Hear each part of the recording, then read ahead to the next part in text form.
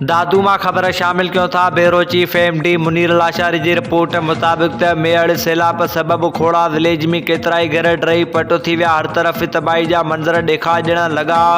ॻोठाणा दरपदरी वारी ज़िंदगी गुज़ारण ते मजबूर। टेंट राशन फराहम करण, मेडिकल कैंप क़ाइम करण जो मुतालबो। सिंध प्रेस क्लब मेड़ जी टीम खोड़ा विलेज जे मुतासिरीन वटि पहुती।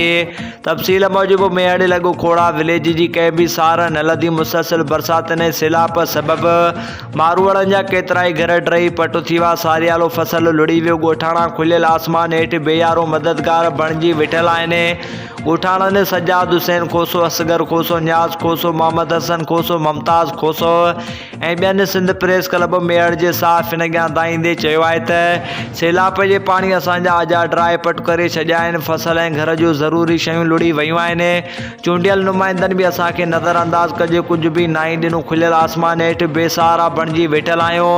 ॻोठाणनि चूंडियल नुमाइंदनि तोणी फलाही इदारनि समेत तमामु आला इख़्तियारनि खां मुतालबो कंदे चयो त असांखे टेंट राशन ॾेई ऐं मेडिकल कैंप लॻाराए परेशानी दूर कई वञे।